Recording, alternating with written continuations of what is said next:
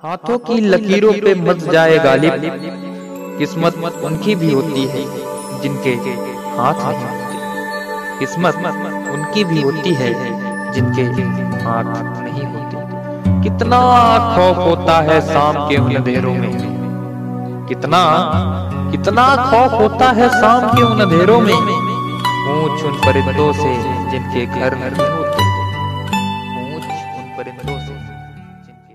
अस्सलाम वालेकुम unofficial FATV की तरफ से मैं हूं आपकी होस्ट कायनात अब्बासी। नाज़रीन, आज का जो मेरा टॉपिक है वो माज़ूर अफराद के मुतालिक, तो ऐसी ही एक कहानी आज मैं आपके सामने पेश करने वाली हूं। प्रोग्राम को एंड तक ज़रूर देखिए। क्या नाम है आपका? जी कमरान।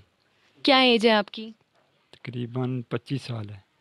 कामरान, आप बाजुओं से माजूर हैं, आप थोड़ा सा हमें बताएंगे कि ये हादसा आपके साथ कैसे पेश आया? ये मुझे करंट लगा था बिजली का। क्या उम्र थी उस वक्त आपकी? तकरीबन 11 साल थी। तो तब से लेके आज तक आपने कोई इलाज वगैरह करवाया? इलाज वगैरह कोई नहीं करवाया, बहुत है लेकिन कोई भी जो है ना। अच्छा, ये जो हुकूमत का है एहसास नौजवान प्रोग्राम, तो इसके थ्रू आपकी कोई हेल्प हुई? नहीं, इसकी कोई हेल्प नहीं हुई। आपने कभी खुद हुकूमत से कांटेक्ट करने की कोशिश की? जी कोशिश तो बहुत की है लेकिन कोई जवाब मुझे नहीं मिला। तो कभी कोई हुकूमती नुमाइंदा, कोई चैनल का नुमाइंदा, कभी कोई आया हो, किसी ने आपसे बात की हो इस बारे में? नहीं, किसी ने नहीं की। अच्छा, आप अपने में और नॉर्मल लोगों में क्या फ़र्क समझते हैं? फ़र्क तो बहुत समझता हूँ। मेरी बाजू नहीं है, वो उनकी बाजू होती हैं। वो काम करते हैं, मैं वैसे किस तरह काम करूँ? वैसे तो मैं अपने काम खुद सब कर लेता हूँ, तो वैसे और काम जो हैं वो नौकरी शोकरी है, वो उसकी ज़रूरत तो मुझे पड़ती है।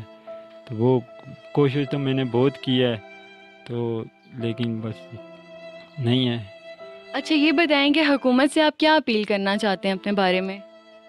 मैं यही अपील करना चाहता हूँ, या मुझे नौकरी मिल जाए या मेरी बाजू लगवा दें या कोई माली इमदाद कर दें या कोई। अपने घर का ख़र्चा बड़ी मुश्किल से करते हैं। इनके मकान की हालत देख लें, ये बड़े गरीब हैं। मेरी हुकूमत से अपील है कि इसे नौकरी दी जाए और इसके साथ और इसके बाजू लगवा जाएं, और असास प्रोग्राम में इन दोनों बहन भाइयों को कम से कम 25-30 हज़ार रुपये दिए जाएं, ताकि ये भी एक नॉर्मल इंसान की तरह ज़िंदगी गुजारें और हमारे माशरे में हर इंसान जिस तरह रहता है ये भी उसी तरह रहें, ताकि इनकी वालदा जो बूढ़ी हैं ख़ास करके वो भी इनकी वजह से परेशान हैं, तो उनकी परेशानी में कमी हो। क्या नाम है आपका?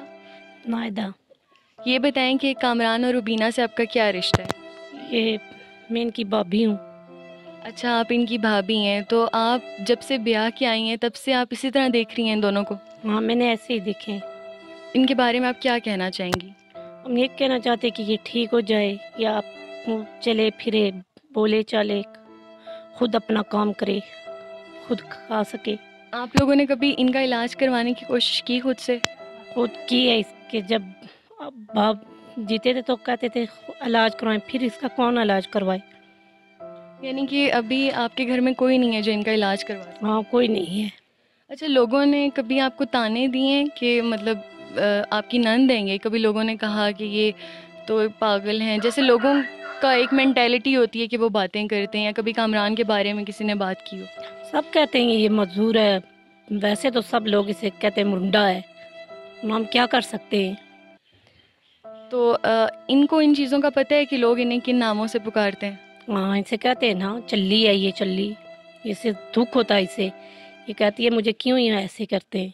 जी, तो नाज़रीन, आपने आज का प्रोग्राम देखा और रुबीना और कामरान की कहानी भी सुनी। मैं हुकूमत से सिर्फ यही अपील करना चाहूँगी कि ऐसे अफराद की इमदाद की जाए, इन्हें सहूलियात फराहम की जाएँ ताकि ये भी नॉर्मल इंसानों की तरह ज़िंदगी गुजार सकें। वो एक शेर है कि ज़रूरी नहीं कि किस्मत हाथों की लकीरों से हो, किस्मत तो उनकी भी होती है जिनके हाथ नहीं होते। इसी के साथ अपनी होस्ट कायनात अब्बासी को दीजिए इजाज़त। अल्लाह हाफ़िज़।